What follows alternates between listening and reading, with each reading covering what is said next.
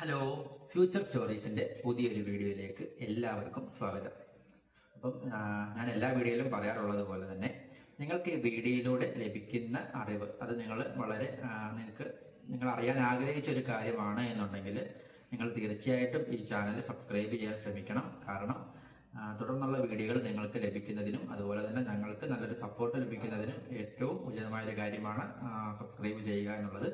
നിങ്ങളത് ചെയ്യാൻ ശ്രമിക്കുക. നമ്മളുടെ വീഡിയോയിലേക്ക് കടക്കാം. നമ്മളെല്ലാവരും ഒരു ഹെൽത്ത് ഇൻഷുറൻസ് എടുക്കുന്ന ആൾക്കാരാണെന്നുണ്ടെങ്കിൽ, ഹെൽത്ത് ഇൻഷുറൻസ് എടുക്കാൻ ആഗ്രഹിക്കുന്നവരാണെങ്കിൽ ഏത് ഹെൽത്ത് ഇൻഷുറൻസ് എടുക്കണം എന്നുള്ളതാണ് പലരുടെയും ആലോചന. എവിടെ നിന്ന് എടുക്കണം, എങ്ങനെ എടുക്കണം, എവിടെയാണ് റേറ്റ് കുറവ്, അങ്ങനെ ഒരുപാട് കാര്യങ്ങൾ നമ്മൾ ആലോചിക്കാറുണ്ട്. ഏത് കമ്പനിയുടെ എടുക്കണം. അപ്പം ഇത്തരത്തിലുള്ളൊരു കുറേ സംശയങ്ങൾ നമുക്ക് ഉണ്ടാകാറുണ്ട്. അപ്പം അതിനൊക്കെ ഉള്ളൊരു മറുപടിയാണ് ഇന്നത്തെ വീഡിയോ. അപ്പം നമ്മൾ ഹെൽത്ത് ഇൻഷുറൻസ് തിരഞ്ഞെടുക്കുമ്പോൾ എന്തൊക്കെ കാര്യങ്ങൾ ശ്രദ്ധിക്കണം എന്നുള്ള പൊതുവായിട്ടുള്ള കുറച്ച് കാര്യങ്ങൾ പറയുകയാണ്. അപ്പം ഒരു ഹെൽത്ത് ഇൻഷുറൻസ് എടുക്കുമ്പോൾ നമ്മൾ ആദ്യം രണ്ട് കാര്യങ്ങൾ ഉറപ്പുവരുത്തണം. ഒന്ന്, നല്ലൊരു കമ്പനി, അതിൽ നല്ലൊരു പോളിസി തിരഞ്ഞെടുക്കുക. രണ്ടാമത്തെ കാര്യം എന്താണെന്ന് വെച്ചാൽ നല്ലൊരു ഇൻഷുറൻസ് ഏജന്റിനെ തിരഞ്ഞെടുക്കുക എന്നുള്ളതാണ്. അത് പലരും ചെയ്യുന്നതെന്ന് വെച്ചാൽ എളുപ്പത്തിന് നമ്മുടെ വീടിനടുത്ത് എവിടെയെങ്കിലും ഒരു ഏജന്റ് ഉണ്ടെങ്കിൽ ഓടിപ്പോയി അവരുടെ കയ്യിൽ നിന്ന് എടുക്കും. അങ്ങനെയല്ല ചെയ്യേണ്ടത്. നിങ്ങൾ നല്ലതുപോലെ തന്നെ, അതായത് നല്ലൊരു കമ്പനി കണ്ടെത്തുന്നത് പോലെ തന്നെ നിങ്ങൾ നല്ലൊരു ഇൻഷുറൻസ് ഏജന്റിനെയും കൂടെ കണ്ടെത്താൻ ശ്രമിക്കുക. നിങ്ങൾക്ക് നല്ലൊരു സർവീസ് കിട്ടുന്ന ഏജന്റിനെ എടുക്കാൻ നോക്കുക. അപ്പം എൻ്റെ ഒരു കേസിൽ എടുക്കുകയാണെന്നുണ്ടെങ്കിലും ഞാൻ ഈ ഇൻഷുറൻസ് എടുക്കുന്ന സമയത്ത് ഞാൻ നിവാബ് ഇൻഷുറൻസ് ആണ് എടുത്തത്. എടുക്കുന്ന സമയത്ത് ഞാൻ ഏറ്റവും കൂടുതൽ സമയം ചെലവഴിച്ചത് നല്ലൊരു ഏജന്റിനെ കണ്ടെത്തുന്നതിന് വേണ്ടിയിട്ടാണ്. ഇതൊരിക്കലും എനിക്ക് തെറ്റിയില്ല. എനിക്ക് നല്ല സർവീസ് ആയിരുന്നു. ക്ലെയിം വന്ന സമയത്തും ക്ലെയിമിന് ശേഷം പ്രീ പോസ്റ്റ് ഹോസ്പിറ്റലൈസേഷൻ ബില്ലുകളൊക്കെ സബ്മിറ്റ് ചെയ്യുന്ന സമയത്തും നല്ല സർവീസ് തന്നെയായിരുന്നു. പിന്നെ നമ്മളുടെ വീഡിയോ കണ്ട് ഒരുപാട് പേര് ഹെൽത്ത് ഇൻഷുറൻസ് എടുത്തു. അതിൽ ഒരുപാട് പേർക്ക് ക്ലെയിമും വന്നു. അപ്പം ക്ലെയിം വന്ന സമയത്തെല്ലാം തന്നെ നല്ല സർവീസ് ആണെന്നാണ് എല്ലാവരും പറഞ്ഞത്. അത് കേരളത്തിന്റെ തന്നെ പല ജില്ലയിലുള്ളവരും കേരളത്തിന് പുറത്തുള്ളവരും ഒക്കെ നമ്മുടെ വീഡിയോ കണ്ടിട്ട് എടുത്തിട്ടുണ്ട്. അവർക്കെല്ലാം തന്നെ നല്ല സർവീസ് ആയിരുന്നു. അപ്പം നിങ്ങളും അങ്ങനെ തന്നെ എടുക്കാൻ ശ്രമിക്കുക. ഇപ്പം എനിക്ക് എടുത്തുതന്നെ അതേ ആളുടെ കയ്യിൽ തന്നെ എടുക്കാൻ നിങ്ങൾ ആഗ്രഹിക്കുന്നുണ്ടെങ്കിൽ എൻ്റെ നമ്പറിൽ കോൺടാക്ട് ചെയ്താൽ മതി. ഞാൻ ഡീറ്റെയിൽസും കാര്യങ്ങളൊക്കെ പറയാം. അവരുടെ സപ്പോർട്ടും നമ്മുടെ സപ്പോർട്ടും എല്ലാം ഉണ്ടായിരിക്കും. അപ്പോൾ നമുക്ക് നമ്മുടെ വിഷയത്തിലേക്ക് കിടക്കാം. ഒരു പോളിസി തിരഞ്ഞെടുക്കുമ്പോൾ അതിനകത്ത് എന്തൊക്കെ ബെനിഫിറ്റുകൾ ഉണ്ടെന്ന് നിങ്ങൾ ശ്രദ്ധിക്കുക എന്നുള്ളതാണ്. അപ്പം ഒന്നാമത്തെ കാര്യം എന്താണെന്ന് വെച്ചാൽ ഒരു സം ഇൻഷേർഡ്, കൃത്യമായിട്ടുള്ള ഒരു സം ഇൻഷേർഡ് തിരഞ്ഞെടുക്കുക എന്നുള്ളതാണ്. നിങ്ങളുടെ ഫാമിലിയുടെ വലിപ്പവും ഒക്കെ നോക്കിയിട്ട് ഇൻഷുറൻസ് എടുക്കുക. കഴിവതും 5 ലക്ഷം 7 ലക്ഷം എന്നുള്ളതെല്ലാം ഒഴിവാക്കിയിട്ട് ഒരു 10 ലക്ഷത്തിന്റെയെങ്കിലും പോളിസികൾ എടുക്കാൻ ശ്രമിക്കുക. ഇപ്പോഴത്തെ ഒരു സമയത്ത് ഈ 5 ലക്ഷം 10 ലക്ഷത്തിന്റെയൊക്കെ പോളിസികൾ തമ്മിൽ ഒരു 1000 രൂപ 2000 രൂപയുടെയൊക്കെ വ്യത്യാസമേ പൊതുവെ വരാറുള്ളൂ. പിന്നെ 15 ലക്ഷം തൊട്ടൊക്കെ ആയിരിക്കും വലിയൊരു വ്യത്യാസം വരുന്നത്. ഒരു 10 ലക്ഷം വരെ ഏകദേശം ഒന്നാക്കി ആയതുകൊണ്ട് തന്നെ നിങ്ങളൊരു 10 ലക്ഷത്തിന്റെ പോളിസി തന്നെ എടുക്കാൻ ശ്രമിക്കുക.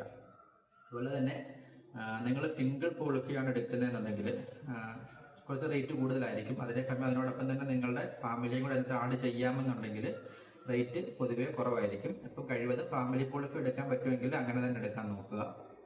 അതാണ് ഒന്നാമത്തെ കാര്യം. സം ഇൻഷേർഡ് കൃത്യമായിട്ടുള്ളൊരു സം ഇൻഷേർഡ് തിരഞ്ഞെടുക്കാൻ നോക്കുക. രണ്ടാമത്തെ കാര്യം എന്ന് വെച്ചാൽ റീഫിൽ ബെനിഫിറ്റ്, അൺലിമിറ്റഡ് റീഫില്ലായിട്ടുള്ള പോളിസികൾ എടുക്കാൻ നോക്കുക. അതായത് ഒരു 10 ലക്ഷമാണ് എടുത്തെങ്കിൽ നമുക്ക് എത്ര തവണ വേണമെങ്കിലും അത് റീഫിൽ ആയിക്കൊണ്ടേയിരിക്കും. നമ്മൾ ഡിസ്ചാർജ് ചെയ്യുന്ന സമയത്ത് തന്നെ നമുക്ക് വീണ്ടും 10 ലക്ഷം ഒന്ന് ലോഡ് ചെയ്യും. ഈ 10 ലക്ഷം നമുക്ക് സെയിം അസുഖത്തിനാണെങ്കിലും ശരി, വേറെ അസുഖത്തിനാണെങ്കിലും ശരി, അസുഖം വന്ന അതേ ആൾക്കാണെങ്കിലും ശരി, വേറെ ഫാമിലി മെമ്പറിനാണെങ്കിലും ശരി, കിട്ടുന്ന രീതിയിലുള്ള പോളിസികൾ എടുക്കുക. ചില കമ്പനികൾ സെയിം ഇൽനെസിനാണ് വീണ്ടും വരുന്നതെന്നുണ്ടെങ്കിൽ കൊടുക്കത്തില്ല എന്ന് പറയുന്നതുണ്ട്. അപ്പോൾ അത്തരം കാര്യങ്ങൾ ഒഴിവാക്കിയിട്ട് അൺലിമിറ്റഡ് റീഫിലുള്ളത്, പ്രത്യേകിച്ച് നിബന്ധനകൾ ഇല്ലാത്തത് എടുക്കാൻ ശ്രമിക്കുക. മൂന്നാമത്തെ ഒരു കാര്യമാണ് നോ ക്ലെയിം ബോണസ് എന്നുള്ളത്. പണ്ട് കാലത്ത് നോ ക്ലെയിം ബോണസ് എന്ന് പറയുന്നത് നമ്മുടെ മൊത്തം സം ഇൻഷേർഡിന്റെ 5% അല്ലെങ്കിൽ 10% വെച്ച് അടുത്ത വർഷത്തേക്ക് കിട്ടുന്ന രീതിയിലായിരുന്നു. ഇപ്പൊ അങ്ങനെയല്ല, ഒരുപാട് മാറ്റം വന്നു. അതായത് ഫുൾ എമൗണ്ടും നമ്മൾ ഉപയോഗിച്ചിട്ടില്ലെങ്കിൽ ഫുൾ എമൗണ്ടും അടുത്ത വർഷത്തേക്ക് ട്രാൻസ്ഫർ ആകുന്ന രീതിയിലുള്ള പോളിസികളാണ് ഇപ്പം കൂടുതലും ഉള്ളത്. ഞാൻ എടുത്തിരിക്കുന്ന പോളിസിക്കും അങ്ങനെയാണ്.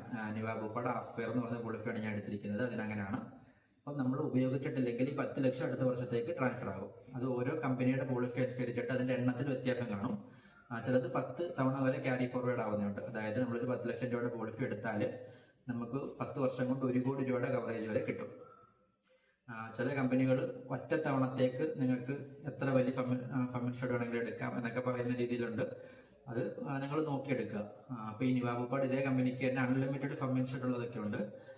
ഇതും നല്ലതാണ്. നമുക്ക് ക്യാരി ഫോർവേഡ് ചെയ്ത് കിട്ടുന്ന രീതിയിലുള്ള പോളിസികൾ എടുക്കാമെന്നുണ്ടെങ്കിൽ നല്ലതായിരിക്കും. മൂന്നാമത്തെ ഒരു കാര്യമാണ് റൂം റെന്റ്. വളരെ പ്രാധാന്യമുള്ളൊരു കാര്യമാണ്. ഒരു പോളിസി എടുക്കുമ്പം ഏറ്റവും കൂടുതൽ പ്രാധാന്യമുള്ളൊരു കാര്യമാണ് റൂം റെന്റ് എന്ന് പറയുന്നത്. റൂം റെന്റിന് യാതൊരുവിധ ലിമിറ്റും ഇല്ലാത്ത പോളിസികൾ എടുക്കാൻ ശ്രമിക്കുക. ചില കമ്പനികളുടെ ചില പോളിസികൾക്ക് ഷെയർ റൂം ആയിരിക്കും, ചിലതിന് വാർഡ് മാത്രമേ പറ്റത്തുള്ളൂ, ചിലതിന് സിംഗിൾ റൂം ആയിരിക്കും, ചിലതിന് സിംഗിൾ പ്രൈവറ്റ് റൂം എന്ന് കാണിക്കുന്നുണ്ട്. അപ്പം ഇത്തരം സംഭവങ്ങളെല്ലാം മാറ്റിയിട്ട് എനി റൂം എന്നുള്ളത് തന്നെ എടുക്കാൻ ശ്രമിക്കുക. കാരണം ചില ഹോസ്പിറ്റലുകളിൽ സിംഗിൾ റൂം കഴിഞ്ഞിട്ട് ചിലപ്പോൾ ഒരു ഡീലക്സ് എന്നോ അങ്ങനെയൊക്കെയുള്ള റൂമുകളൊക്കെ കാണാറുണ്ട്. അപ്പം നമ്മളുടെ പോളിസി ക്ലെയിമിന്റെ സമയത്ത് ചിലപ്പോൾ ഡീലക്സ് എന്നാണ് പ്രിന്റ് ചെയ്യുന്നുണ്ടെങ്കിൽ നമ്മുടെ കയ്യിൽ നിന്ന് ക്യാഷ് പോകുന്ന അവസ്ഥയൊക്കെ വന്നിരിക്കാം. അപ്പം അത് വരാത്ത രീതിയിൽ നിങ്ങൾ കഴിവതും എനി റൂം എന്നുള്ള രീതിയിലുള്ള പോളിസി എടുക്കാൻ ശ്രമിക്കുക. കാരണം എന്താണെന്ന് വെച്ചാൽ നമ്മളുടെ ചികിത്സയിൽ ഏറ്റവും കൂടുതൽ എല്ലാ കാര്യങ്ങളും ബന്ധപ്പെടുന്നത് ആ റൂമുമായിട്ട് ബന്ധപ്പെട്ടിട്ടായിരിക്കും. കാരണം നമ്മളുടെ പല കോസ്റ്റുകളും, നഴ്സിംഗ് ചാർജ് ആണെങ്കിലും ശരി, റൂമിന്റെ താരിഫ് ആണെങ്കിലും ശരി, മറ്റ് ഡോക്ടർ ഫീസ് ഉൾപ്പെടെ പല കാര്യങ്ങളും ഓരോ റൂമിനനുസരിച്ചിട്ടാണ് അത് കൂടിയും കുറഞ്ഞും ഒക്കെ ഇരിക്കുന്നത്. അതുകൊണ്ട് തന്നെ റൂം ലിമിറ്റ് ഇല്ലാത്ത പോളിസികൾ എടുക്കുക. അത്തരത്തിലുള്ള ഒരുപാട് പോളിസികൾ ഇന്ന് മാർക്കറ്റിൽ അവൈലബിൾ ആണ്. അതുകൊണ്ട് അത് തന്നെ തിരഞ്ഞെടുക്കാൻ നോക്കുക. പിന്നെ അടുത്തതെന്ന് ട്രീറ്റ്മെന്റ് ചാർജ്. അതായത് ട്രീറ്റ്മെന്റുമായിട്ട് ബന്ധപ്പെട്ടുള്ള എന്ത് കാര്യങ്ങളാണെങ്കിലും ശരി, അത് ICU ആണെങ്കിലും ശരി, സർജിക്കൽ പ്രൊസീജിയർ ആണെങ്കിലും ശരി, മറ്റെന്ത് കാര്യങ്ങളാണെങ്കിലും ശരി, ട്രീറ്റ്മെന്റിനൊന്നും തന്നെ യാതൊരുവിധ ലിമിറ്റും ഇല്ലാത്ത പോളിസികൾ എടുക്കാൻ ശ്രമിക്കുക. പിന്നെ ആയുഷ് കവറേജ്, അതായത് ഈ ആയുർവേദം, യുനാനി, സിദ്ധ അങ്ങനെയുള്ള സംഭവങ്ങളെല്ലാം തന്നെ, ഹോമിയോയ്ക്കെല്ലാം കവറേജ് കിട്ടുന്ന പോളിസികൾ ഇപ്പോൾ ഉണ്ട്. അതൊന്നും ഒരു ഹെൽത്ത് ഇൻഷുറൻസുമായിട്ട് കൂടുതൽ ബന്ധപ്പെട്ടിട്ടില്ല എന്നുണ്ടെങ്കിലും ശരി, നമ്മൾ അതും കൂടി ഉള്ള പോളിസികൾ എടുക്കുക. നമ്മൾ ഭാവിയിൽ നമുക്കത് ഉപകാരപ്പെടുന്നതായിരിക്കും. അതുകൊണ്ട് അത്തരത്തിലുള്ള പോളിസികൾ എടുക്കാൻ ശ്രമിക്കുക. പിന്നെ വരുന്നതാണ് കോ പേയ്മെന്റ് എന്ന് പറയുന്നത്. അതായത് കോ പേയ്മെന്റ് ഇല്ലാത്ത പോളിസികൾ തന്നെ എടുക്കാൻ ശ്രമിക്കുക. അല്ലെങ്കിൽ നമുക്ക് ഇത്തരത്തിൽ ബില്ല് വരുന്ന സമയത്ത് നമ്മുടെ കയ്യിൽ നിന്നും എമൗണ്ട് പോകുന്നതായിരിക്കും. ഇപ്പോൾ കോ പേയ്മെന്റ് എന്താണെന്ന് വെച്ചാൽ, ചിലപ്പോൾ നമുക്ക് ഇത്ര പെർസെന്റേജ് നിരക്കിലായിരിക്കും കോ പേയ്മെന്റ് വരുന്നത്. 10%, 20% എന്നൊക്കെ വരും. ചില 30-40 ഒക്കെ വരുന്നുണ്ട്. അതായത് 1 ലക്ഷം രൂപയുടെ ഒരു ബില്ല് വരികയാണെങ്കിൽ നമ്മളൊരു 40% കോ പേയ്മെന്റ് ഒക്കെയാണ് തിരഞ്ഞെടുത്തിരിക്കുന്നതെങ്കിൽ അതിൽ 40,000 രൂപ നമ്മൾ അടയ്ക്കണം. ബാക്കി 60,000 രൂപ കമ്പനി തരുന്ന രീതിയിലായിരിക്കും. അപ്പോൾ അത് ബില്ല് കൂടുന്നതനുസരിച്ചിട്ട് നമ്മുടെ കയ്യിൽ നിന്ന് ക്യാഷ് പോകും. നമ്മുടെ പ്രീമിയം കുറക്കാൻ സഹായിക്കും. എങ്കിലും നമുക്കത് ക്ലെയിം വരുന്ന സമയത്ത് ഒരു ബുദ്ധിമുട്ടായിരിക്കും. അതുകൊണ്ട് കോ പേയ്മെന്റ് ഇല്ലാത്ത പോളിസികൾ തിരഞ്ഞെടുക്കുക. ചില ഏജ്ഡ് ആയിട്ടുള്ളവർക്കൊക്കെ പോളിസി തിരഞ്ഞെടുക്കുന്ന സമയത്ത് കോ പേയ്മെന്റ് ഓട്ടോമാറ്റിക്കായിട്ട് ആടാവാറുണ്ട്. അപ്പം അത് നിങ്ങൾ പ്രത്യേകം ശ്രദ്ധിക്കേണ്ടതാണ്. പിന്നെ അടുത്ത ഒന്നാണ് ഡിഡക്ഷൻ എന്നൊക്കെ പറഞ്ഞിട്ട്, ആനുവൽ അഗ്രിഗേറ്റ് ഡിഡക്ഷൻ, ഡിഡക്റ്റബിൾ എന്നൊക്കെ പറഞ്ഞിട്ട് വരാറുണ്ട്. നമുക്കിത് 50,000, 1 ലക്ഷം എന്നൊക്കെ വെച്ചിട്ട് വരാറുണ്ട്. അതായത് നമ്മുടെ ഒരു വർഷത്തിൽ നമുക്കിപ്പോൾ 2-3 ക്ലെയിം ഒക്കെ വന്നെന്ന് വെച്ചോ, അതിൽ ആദ്യത്തെ ക്ലെയിമിൽ ഇപ്പോൾ 50,000 ഡിഡക്ഷൻ തിരഞ്ഞെടുത്തേക്കുന്നതെന്നുണ്ടെങ്കിൽ ആദ്യത്തെ ക്ലെയിമിൽ 50,000 വരെ നമ്മൾ കയ്യിൽ നിന്ന് കൊടുക്കേണ്ടി വരും. ബാക്കി വരുന്ന എമൗണ്ടുകളെല്ലാം തന്നെ കമ്പനി തരും എന്നുള്ള രീതിയിലുള്ള ഒരു ഇതുകൊണ്ട്, അപ്പം അതും ഇല്ലാത്തത് കഴിവതും തിരഞ്ഞെടുക്കാൻ ശ്രമിക്കുക. പിന്നെ വളരെ പ്രധാനപ്പെട്ട ഒന്നാണ് കൺസ്യൂമബിൾസിന്റെ കവറേജ്. ഓരോ കമ്പനിക്കും ഓരോ പേരിലായിരിക്കും. നിവാബുപ്പാടെയൊക്കെ പോളിസിക്കകത്ത് സേഫ് ഗാർഡ് എന്നൊക്കെ പറയും. അതായത് നമ്മളുടെ പോളിസിയിൽ ഹെൽത്ത് ഇൻഷുറൻസിന്റെ പരിധിയിൽ വരാത്ത കുറെ ഐറ്റംസിന് കവറേജ് കിട്ടാൻ വേണ്ടിയിട്ടാണ് ഇത്തരത്തിലുള്ള കൺസ്യൂമബിൾസ് പ്രൊട്ടക്ഷൻ ഒക്കെ ആഡ് ചെയ്ത് കൊടുക്കുന്നത്. അത് ഓരോ ഹോസ്പിറ്റലിനെയും നമ്മളുടെ ഓരോ പ്രൊസീജിയറിനെയും ഓരോ നമ്മുടെ അസുഖത്തിനെയൊക്കെ ഡിപ്പെൻഡ് ചെയ്തിട്ട് ഈ കൺസ്യൂമബിൾസിന്റെ എമൗണ്ട് എന്ന് പറയുന്നത് അതിനനുസരിച്ചിരിക്കും. ഒരു 500-600 രൂപ തൊട്ട് 90, 1 ലക്ഷം, 1.25 ലക്ഷം ഒക്കെ വരുന്ന കൺസ്യൂമബിൾസിന്റെ അവസ്ഥകൾ ഉണ്ടാവാറുണ്ട് ഓരോ പ്രൊസീജിയർ അനുസരിച്ചിട്ട്. ഇപ്പം നമ്മളുടെ വീഡിയോ കണ്ടെടുത്തിട്ട് ഒരു മുട്ട് മാറ്റി വെക്കുന്ന സർജറിക്ക് 95,000 രൂപയോളം കൺസ്യൂമബിൾസിന്റെ കവറേജാണ് ആഡായത്. നമ്മൾ ഈ പ്രൊട്ടക്ഷൻ ആഡ് ചെയ്തിട്ടില്ല എന്നുണ്ടെങ്കിൽ നമ്മുടെ കയ്യിൽ നിന്ന് അടയ്ക്കേണ്ടതായിട്ട് വരും. അപ്പം അത് എടുക്കുകയാണെങ്കിൽ നമ്മുടെ കയ്യിൽ നിന്ന് എമൗണ്ട് ഒന്നും ആവത്തില്ല. അപ്പം കഴിവതും ഈ സേഫ് ഗാർഡ് എന്ന് പറയുന്ന അല്ലെങ്കിൽ കൺസ്യൂമബിൾസിന്റെ കവറേജ് ആഡ് ചെയ്യുന്ന പോളിസികൾ എടുക്കാൻ ശ്രമിക്കുക. അതിൽ തന്നെ നിങ്ങൾ പ്രത്യേക ഒരു കാര്യം ഏജന്റിനോട് ചോദിക്കണം. ഈ കൺസ്യൂമബിൾസിന്റെ കവറേജ് എന്ന് പറയുന്നത് ഏകദേശം ഒരു 4 പേജോളം വരുന്ന ലിസ്റ്റിലുള്ള ഐറ്റംസ് ആണ് ഈ കൺസ്യൂമബിൾസ് എന്ന് പറയുന്നത്. പല പോളിസികളും ഇതിൽ 1ാമത്തെ പേജിലുള്ളത് മാത്രമാണ് കവറേജിൽ ഉൾപ്പെടുത്തുന്നത്. ബാക്കി 3 പേജിലുള്ള കാര്യങ്ങൾ ഉൾപ്പെടുത്താറില്ല. അപ്പം എല്ലാ കാര്യങ്ങൾക്കും കവറേജ് കിട്ടുന്ന രീതിയിലുള്ള പോളിസികൾ നിങ്ങൾ എടുക്കാൻ ശ്രമിക്കുക. അതാണ് ഒന്ന്. പിന്നെ ഈ സേഫ് ഗാർഡ് എന്ന് പറഞ്ഞാൽ അല്ലെങ്കിൽ ഇതിന് കുറേ ബെനിഫിറ്റുകൾ വേറെ ചില കമ്പനികൾ കൊടുക്കാറുണ്ട്. പ്രധാനപ്പെട്ട ഒന്ന് ഇതാണ്. അപ്പോൾ ഇത് നിങ്ങളൊന്ന് ശ്രദ്ധിക്കുക. പിന്നെ നിങ്ങൾക്ക് ആവശ്യമുണ്ടെങ്കിൽ ആഡ് ചെയ്യാൻ പറ്റുന്നൊരു സംഭവമാണ് ഹോസ്പിറ്റൽ ക്യാഷ് എന്ന് പറഞ്ഞിട്ടൊരു ബെനിഫിറ്റ്. അതെന്താണെന്ന് വെച്ചാൽ പല കമ്പനികളും പല രീതിയിൽ ഇത് കസ്റ്റമറിനോട് അവതരിപ്പിക്കാറുണ്ട്. സിംപിളി സംഭവം ഇത്രയേ ഉള്ളൂ. നമ്മൾ ഹോസ്പിറ്റലിൽ അഡ്മിറ്റ് ആയി കിടക്കുന്ന ഓരോ ദിവസത്തിനും ഒരു നിശ്ചിത എമൗണ്ട് 500 രൂപ, 1000, 2000, 4000 രൂപയൊക്കെ വെച്ച് നമ്മൾ തിരഞ്ഞെടുക്കുന്ന ഓപ്ഷൻ അനുസരിച്ചിട്ട് നമുക്ക് ഇങ്ങോട്ട് കിട്ടും. അതിന് ചില ക്രൈറ്റീരിയകൾ ചില കമ്പനികൾ പറയാറുണ്ട്. മിനിമം 48 മണിക്കൂറെങ്കിലും ഹോസ്പിറ്റൽ അഡ്മിഷൻ ഉണ്ടായിരിക്കണം. അതുപോലെ തന്നെ പരമാവധി 30 ദിവസം വരെ കിട്ടത്തുള്ളൂ. അപ്പോൾ നമ്മൾ ഹോസ്പിറ്റലിൽ കിടക്കുന്ന ഓരോ ദിവസത്തിനും നമുക്ക് ഈ പറഞ്ഞ എമൗണ്ട് നമുക്ക് കിട്ടും. അത് നമ്മൾ ഡിസ്ചാർജ് ആയതിനു ശേഷം ഈ ഡോക്യുമെന്റ് ഒക്കെ സബ്മിറ്റ് ചെയ്ത് കഴിയുമ്പോൾ നമ്മുടെ അക്കൗണ്ടിലേക്ക് അവർ അയച്ചു തരും. ഇതാണ് ഒരു ബെനിഫിറ്റ്. ചിലത് അവർ നമ്മുടെ ബൈസ്റ്റാൻഡറിന് കൊടുക്കുന്ന എമൗണ്ട് എന്നൊക്കെ പറഞ്ഞിട്ട് ഓരോ കമ്പനികൾ അവതരിപ്പിക്കാറുണ്ട്. സംഭവം ഇത്രയേ ഉള്ളൂ. നിങ്ങൾക്ക് വേണമെങ്കിൽ ഇത് തിരഞ്ഞെടുക്കാവുന്നതാണ്. പിന്നെ ഉള്ള ഒരെണ്ണമാണ് OPD ബെനിഫിറ്റ്. അതായത് നമ്മൾ ഹോസ്പിറ്റലിൽ OPD കാണിക്കുന്നതിന് എമൗണ്ട് കിട്ടുന്ന രീതിയിലുള്ളത്. ഇത് നിങ്ങൾക്ക് ആവശ്യമുണ്ടെങ്കിൽ ആഡ് ചെയ്യാം, ഇല്ലെങ്കിൽ ഒഴിവാക്കാം. ഈ മുകളിൽ പറഞ്ഞ എല്ലാ കാര്യങ്ങളും നിർബന്ധമായിട്ട് നിങ്ങൾ നോക്കിയിരിക്കണം. നിങ്ങളുടെ പോളിസിയിൽ നിങ്ങൾക്ക് കൃത്യമായിട്ട് ക്ലെയിം കിട്ടുന്നതിനും എല്ലാം ഒരു ഉപകാരപ്പെടുന്ന കാര്യമാണ്. അത് നിങ്ങൾ ശ്രദ്ധിച്ചിരിക്കണം. അപ്പം ഇനി പറഞ്ഞ ഈ OPD ബെനിഫിറ്റ് എന്ന് പറഞ്ഞാൽ നിങ്ങൾക്കത് എക്സ്ട്രാ എമൗണ്ട് അടച്ചിട്ട് കിട്ടുന്നത് തന്നെയാണ്. അത് പല കമ്പനികൾക്കും പല രീതിയിലായിരിക്കും. നിങ്ങൾ ഒരു എമൗണ്ട് അടച്ചാലും എല്ലാ OP ബെനിഫിറ്റും കിട്ടണമെന്നില്ല. ഓരോ മെഡിസിന് ഇത്ര രൂപ, അല്ലെങ്കിൽ കൺസൾട്ടേഷൻ എത്ര, അതുപോലെ നമ്മുടെ മറ്റ് ടെസ്റ്റിങ്ങിന് കാര്യങ്ങളൊക്കെ ഒരു ഇത്ര എമൗണ്ട്, അങ്ങനെയൊക്കെ ഒരു പെർസെൻറ്റേജ് നിരക്കിലാണ്. നിങ്ങൾക്കത് ഓക്കെ ആണ് എന്നുണ്ടെങ്കിൽ എടുക്കാവുന്നതാണ്. പലപ്പോഴും ഈ OPD ബെനിഫിറ്റ് നിങ്ങൾ തന്നെ ആയിരിക്കും ക്ലെയിം ചെയ്യേണ്ടി വരുന്നത്. അപ്പം അതിന് പലപ്പോഴും ഹോസ്പിറ്റലിൽ നിന്ന് നിങ്ങൾ ഹോസ്പിറ്റലിൽ കാണിച്ചിട്ട് ഇറങ്ങുന്ന സമയത്ത് ഡോക്ടറുടെ കയ്യിൽ നിന്ന് പ്രത്യേകം പേപ്പറുകളും ഒക്കെ വാങ്ങിക്കേണ്ടി വരും. അപ്പം അതൊക്കെ വെച്ചിട്ടാണ് ഈ OPD ബെനിഫിറ്റ് ക്ലെയിം ചെയ്യുന്നത്. അപ്പം അത് വേണമെങ്കിൽ നിങ്ങൾക്ക് ആഡ് ചെയ്യാം. അടുത്ത ഒന്നാണ് ബോർഡർലെസ് എന്ന് പറഞ്ഞിട്ട്, അതായത് നമുക്ക് ഇന്ത്യക്ക് വെളിയിലും ട്രീറ്റ്മെന്റ് നടത്താനുള്ളത്. അതായത് നമ്മളൊരു NRI സ്റ്റാറ്റസിലുള്ള ആൾക്കോ അല്ലെങ്കിൽ ഗൾഫിൽ എന്തെങ്കിലും ജോലിക്ക് വേണ്ടി പോയിട്ടുള്ളവർക്കോ അല്ല, മറിച്ച് നമുക്ക് നല്ല ചികിത്സയ്ക്ക് വേണ്ടിയിട്ട് നമുക്ക് ഇന്ത്യയിൽ നിന്ന് മറ്റിടത്തോട്ട് പോയി ട്രീറ്റ്മെന്റ് എന്തെങ്കിലും നടത്തേണ്ടതായിട്ട് വന്നാൽ അത്തരം സാഹചര്യങ്ങൾ നമുക്ക് ഈ സെയിം പോളിസി, നമ്മുടെ ഇതേ പോളിസി തന്നെ അവിടെ ഉപയോഗിക്കാൻ പറ്റുന്ന രീതിയിലുള്ള ബെനിഫിറ്റുകൾ ഇപ്പം പല കമ്പനികളും കൊടുക്കുന്നുണ്ട്. അത് വേണമെങ്കിൽ നിങ്ങൾക്ക് നിങ്ങളുടെ ഇഷ്ടത്തിനനുസരിച്ചിട്ട് ആഡ് ചെയ്യാം. അതാണ് ഒരു സംഭവം. അത് ബോർഡർ ലെസ് എന്നൊക്കെ പറഞ്ഞ് പല പേരിലായിരിക്കും പല കമ്പനികൾക്ക് നിങ്ങൾക്ക് നോക്കാവുന്നതാണ്. പിന്നെ ഉള്ള ഒന്നാണ് വെയിറ്റിംഗ് പീരീഡുകൾ. വെയിറ്റിംഗ് പീരീഡുകൾ നിങ്ങൾ കൃത്യമായിട്ട് തന്നെ വായിച്ച് നോക്കുക, അല്ലെങ്കിൽ ഏജന്റിനോട് ചോദിക്കുക. നോർമലുള്ള വെയിറ്റിംഗ് പീരീഡുകളെല്ലാം തന്നെ, അതായത് ഒരു 30 ദിവസം നോർമൽ വെയിറ്റിംഗ് പീരീഡ്, പിന്നെ 2 വർഷത്തെ വെയിറ്റിംഗ് പീരീഡ്, 3 വർഷത്തെ വെയിറ്റിംഗ് പീരീഡ്, അതെല്ലാ കമ്പനികൾക്കും ഇപ്പം ഒരുപോലെയാണ് ഗവൺമെന്റ് ആക്കിയിരിക്കുകയാണ്. ഞാൻ പറയുന്നതല്ല, നിങ്ങളുടെ മെറ്റേണിറ്റി വെയിറ്റിംഗ് പീരീഡുകൾ സംഭവങ്ങളൊക്കെ നിങ്ങൾ കൃത്യമായിട്ടൊന്ന് ശ്രദ്ധിക്കുക. അപ്പം മെറ്റേണിറ്റിയുടെ വെയിറ്റിംഗ് പീരീഡ് പറയുകയാണെന്നുണ്ടെങ്കിൽ ഓരോ കമ്പനികളും ഓരോ രീതിയിലായിരിക്കും കൊടുക്കുന്നത്. 2 വർഷത്തെ വെയിറ്റിംഗ് പീരീഡ് പറയുന്ന കമ്പനികളുണ്ട്, 3 വർഷം പറയുന്ന കമ്പനികളുണ്ട്, 9 മാസം പറയുന്ന കമ്പനികളുണ്ട്. അപ്പം അത് നിങ്ങൾ കൃത്യമായിട്ട് ശ്രദ്ധിച്ചിട്ട് പോളിസി എടുക്കാൻ നോക്കുക. ഒരിക്കലും നിങ്ങളുടെ പോളിസി മെറ്റേണിറ്റിക്ക് വേണ്ടി മാത്രമുള്ളതാകരുത്. കാരണം നിങ്ങളുടെ കയ്യിൽ നിന്ന് നിങ്ങളൊരു ഇൻഷുറൻസ് ഏറ്റവും കൂടുതൽ ആവശ്യമായിട്ട് വരുന്നത് എന്തെങ്കിലും ഒരു ഹെൽത്ത് ഇഷ്യൂ ഉണ്ടാകുന്ന സമയത്തായിരിക്കും. അപ്പം അതിന് പ്രാധാന്യം കിട്ടുന്ന രീതിയിലുള്ള പോളിസികൾ എടുക്കാൻ ശ്രമിക്കുക. നമ്മൾ ഒരു പോളിസി തിരഞ്ഞെടുക്കുമ്പോൾ നമുക്ക് വളരെ ഉപകാരപ്പെടുന്ന, നമുക്ക് നമ്മുടെ ഫാമിലി മെമ്പേഴ്സിനും ഒക്കെ ഉപകാരപ്പെടുന്ന ഒരു കാര്യമായിരിക്കും ആനുവൽ ഹെൽത്ത് ചെക്കപ്പ് എന്നുള്ളത്. ഒരുപാട് കമ്പനികൾ സൗജന്യമായിട്ട് തന്നെ ആനുവൽ ഹെൽത്ത് ചെക്കപ്പ് പ്രൊവൈഡ് ചെയ്യുന്നുണ്ട്. നമ്മൾ എടുക്കുന്ന കമ്പനിഷേഡിന് അനുസരിച്ചിട്ട് നമുക്കൊരു ഹെൽത്ത് ചെക്കപ്പ് തരും. അപ്പം നമുക്ക് ഫ്രീ ആയിട്ട് തന്നെ ഈ ഹെൽത്ത് ചെക്കപ്പ് ചിലപ്പം ഹോം കളക്ഷൻ ആയിരിക്കാം, അല്ലെങ്കിൽ നമുക്ക് ലാബിൽ പോയിട്ടായിരിക്കാം.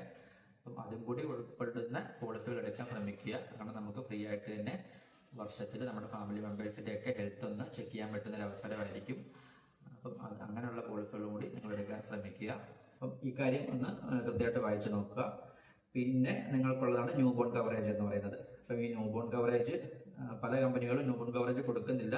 ചിലർ കൊടുക്കുന്നവർ ഈ മെറ്റേണിറ്റിക്ക് എത്രയാണോ എമൗണ്ട് പറയുന്നത് അത് മാത്രം കൊടുക്കുന്നവരുണ്ട്. ചില കമ്പനികൾ 50,000 അല്ലെങ്കിൽ 1,00,000 വരെയൊക്കെ പരമാവധി മെറ്റേണിറ്റിക്ക് ഇപ്പം കൊടുക്കുന്നവരുണ്ട്, മെറ്റേണിറ്റിക്ക് കൊടുക്കുന്നവരുണ്ട്. അതേ ബെനിഫിറ്റ് അതേ എമൗണ്ട് തന്നെ ആയിരിക്കും ന്യൂ ബോൺ കവറേജ് ആയിട്ട് കൊടുക്കുന്നത്.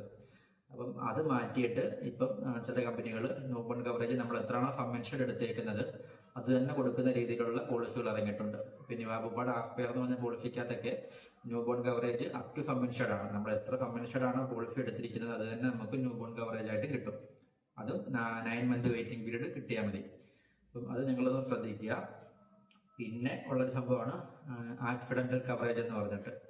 അതായത് നിങ്ങൾക്ക് എക്സ്ട്രാ എമൗണ്ട് അടച്ചിട്ട് ആക്സിഡന്റൽ പ്രൊട്ടക്ഷൻ കവറേജുകൾ വേണമെങ്കിൽ എടുക്കാം. ഇതെന്താണെന്ന് വെച്ചാൽ ആക്സിഡന്റ് മൂലം നിങ്ങൾക്ക് എന്തെങ്കിലും സംഭവിച്ചാൽ നിങ്ങളുടെ ഫാമിലിക്ക് ഒരു എമൗണ്ട് കിട്ടുന്ന രീതിയിലുള്ള പോളിസികൾ ഒരു 1200 രൂപ റേഞ്ചിലൊക്കെ നിങ്ങൾക്ക് 10 ലക്ഷം രൂപയുടെ പോളിസികളൊക്കെ കിട്ടും. പിന്നെ നിങ്ങൾക്ക് വേണമെങ്കിൽ ഇതിനോട് തന്നെ എക്സ്ട്രാ എമൗണ്ട് അടച്ചുകൊണ്ട് വേണമെങ്കിൽ കുറച്ചുകൂടി ബെനിഫിറ്റിനകത്ത് ആഡ് ചെയ്യാൻ പറ്റും. ഈ ആക്സിഡന്റൽ പോളിസിക്കകത്ത് ടെമ്പററി ആയിട്ട് എന്തെങ്കിലും ഡിസബിലിറ്റി ഉണ്ടായാൽ, കൈ ഒടിഞ്ഞാൽ, ലോൺ പ്രൊട്ടക്ഷന് തുടങ്ങിയ സംഭവങ്ങളെല്ലാം വേണമെങ്കിൽ ഈ പോളിസിയോട് കൂടി ചേർത്ത് നിങ്ങൾക്ക് എക്സ്ട്രാ എമൗണ്ട് അടച്ചുകൊണ്ട് എടുക്കാവുന്നതാണ്. ഇത് നല്ലൊരു ഓപ്ഷനാണ്, ഈ ആക്സിഡന്റൽ പ്രൊട്ടക്ഷനും കൂടി എടുക്കുന്നത്. പിന്നെ അതുപോലുള്ള ഒന്നാണ് ടോപ്പ് അപ്പ് പോളിസി എന്ന് പറഞ്ഞിട്ട്, അത് റീചാർജ് പോളിസി എന്നൊക്കെ പറയും. നിങ്ങൾക്ക് ഏത് കമ്പനിയുടെ പോളിസി ആണെങ്കിലും ശരി, അതിനോടൊപ്പം തന്നെ നിങ്ങൾക്ക് വേറെ ഏതെങ്കിലും കമ്പനിയുടെ അല്ലെങ്കിൽ അതേ കമ്പനിയുടെ തന്നെ ആണെങ്കിലും ടോപ്പ് അപ്പ് പോളിസികൾ ഉൾപ്പെടുത്താൻ പറ്റും. ഈ ടോപ്പ് അപ്പ് പോളിസി എന്താണെന്ന് വെച്ചാൽ നിങ്ങൾക്ക് ഒരു 10 ലക്ഷം രൂപയാണ് നോർമൽ പോളിസിയിലെ കവറേജ് എങ്കിൽ നിങ്ങൾക്ക് അതിനോടൊപ്പം ഒരു 90 ലക്ഷം രൂപയുടെ പോളിസിയൊക്കെ എടുക്കാൻ പറ്റും. ഒരു 1000 രൂപ 1500 റേഞ്ചിലേക്കേ വരാറുള്ളൂ. ഇപ്പം ഈ 10 ലക്ഷം രൂപ വരെ നിങ്ങളുടെ ബേസ് പോളിസിയിൽ നിന്നും അതിന് മുകളിലോട്ടുള്ള തുകകൾ ഒറ്റത്തവണയായിട്ടൊക്കെ വന്നു കഴിഞ്ഞാൽ നിങ്ങൾക്ക് വേണമെങ്കിൽ ഈ ടോപ്പ് അപ്പ് പോളിസിയിൽ നിന്നും ഉപയോഗിക്കാവുന്ന രീതിയിൽ, അതായത് പെട്ടെന്ന് വലിയൊരു ചെലവെങ്ങാണ് നിങ്ങളുടെ ഫാമിലിയിൽ ഉണ്ടായിപ്പോയാൽ അതിനെ മറികടക്കാൻ വേണ്ടിയിട്ട് നിങ്ങൾക്ക് ഈ ടോപ്പ് അപ്പ് പോളിസി ഉപയോഗിക്കാവുന്നതാണ്. അപ്പം ഇതൊക്കെയാണ് പോളിസിയിൽ നിങ്ങൾ ശ്രദ്ധിക്കേണ്ട കാര്യം. ഇനി നിങ്ങൾ ഏറ്റവും കൂടുതൽ ശ്രദ്ധിക്കേണ്ട മറ്റൊരു കാര്യമുണ്ട്, നിങ്ങൾ പോളിസി എടുക്കുന്നത് ആര് വഴിയാണ് എന്നുള്ളത്. നിങ്ങൾ കൃത്യമായിട്ട് ഒരു ഏജന്റ് ത്രൂ എടുക്കാൻ ശ്രമിക്കുക. നിങ്ങൾ ഓർക്കുക, വീട്ടിൽ ഒരാൾ വന്നു എന്ന് വെച്ചിട്ട് അത് ഏജന്റ് ആകണമെന്നില്ല. നിങ്ങൾക്ക് ഒരു ഏജന്റ് കോഡുള്ള ഒരാളുടെ കയ്യിൽ നിന്ന് തന്നെ ഏജന്റ് പോളിസി എടുക്കാൻ ശ്രമിക്കുക. ഓൺലൈൻ പ്ലാറ്റ്ഫോമുകളിലോ ബാങ്കുകളിലോ പോയി എടുത്തു കഴിഞ്ഞാൽ മുൻ വീഡിയോകളിലൊക്കെ പറഞ്ഞതുപോലെ തന്നെ നിങ്ങൾക്ക് സർവീസിന് വളരെ ബുദ്ധിമുട്ടായിരിക്കും. ഈ പറയുന്ന ഒരു കമ്പനിയുടെയും ഓഫീസുകൾ ത്രൂ നിങ്ങൾക്ക് സർവീസ് കിട്ടത്തില്ല. പലപ്പോഴും നിങ്ങൾ ടോൾ ഫ്രീ നമ്പർ വഴി ബന്ധപ്പെടേണ്ടതായിട്ട് വരും. അപ്പോൾ അത് നിങ്ങൾക്ക് ഭാവിയിൽ പോളിസികൾ വളരെ ബുദ്ധിമുട്ടുണ്ടാക്കും. അതുപോലെ തന്നെ പോർട്ട് ചെയ്ത് മാറുന്നതിന് ബുദ്ധിമുട്ടുണ്ടായിരിക്കും. അപ്പോൾ ആ കാര്യങ്ങൾ നിങ്ങൾ ശ്രദ്ധിക്കുക. നല്ലൊരു പോളിസി തിരഞ്ഞെടുക്കുന്നത് പോലെ തന്നെ പ്രാധാന്യമാണ് നല്ലൊരു ഏജന്റിനെയും കൂടി കണ്ടെത്തുക എന്നുള്ളത്. ഇത്രയും കാര്യങ്ങൾ നിങ്ങൾ കറക്റ്റായിട്ട് ചെയ്ത് കഴിഞ്ഞാൽ നിങ്ങൾക്ക് ക്ലെയിമിൽ വളരെ എളുപ്പത്തിൽ കാര്യങ്ങൾ നടക്കും. നിങ്ങളുടെ കയ്യിൽ നിന്ന് എമൗണ്ട് ഒന്നും പോകാതെ വളരെ പെട്ടെന്ന് തന്നെ ഇത് പ്രോസസ്സ് നടക്കും. പിന്നെ നിങ്ങൾ കൃത്യമായിട്ട് തന്നെ നിങ്ങളുടെ PED, അതായത് നിങ്ങൾക്ക് എന്തെങ്കിലും അസുഖങ്ങളോ കാര്യങ്ങളോ ഉണ്ടെങ്കിൽ, അത് എന്ത് ചെറിയ അസുഖങ്ങളാണെങ്കിലും ശരി വലുതാണെങ്കിലും ശരി, അത് ഏജന്റിനെ അറിയിക്കുക, രേഖാമൂലം അറിയിക്കുക. ഇത് കൃത്യമായിട്ട് നിങ്ങളുടെ പോളിസി ഡോക്യുമെന്റിൽ മെൻഷൻ ചെയ്യാൻ ശ്രമിക്കുക. ഇത്രയും കാര്യങ്ങളൊക്കെ ഉണ്ടെങ്കിൽ നിങ്ങൾക്ക് യാതൊരു പ്രശ്നങ്ങളോ നിങ്ങളുടെ പോളിസിയിൽ ഉണ്ടാകത്തില്ല. അപ്പം നിങ്ങൾക്ക് വീഡിയോ ഉപകാരപ്പെടും എന്ന് തന്നെ വിശ്വസിക്കുന്നു. സബ്സ്ക്രൈബ് ചെയ്യാൻ ശ്രമിക്കുക. അതുപോലെ തന്നെ ഇൻഷുറൻസ് എടുക്കാൻ നിങ്ങൾ ആഗ്രഹിക്കുന്നുണ്ടെങ്കിൽ ഈ നമ്പറിൽ ബന്ധപ്പെടുക.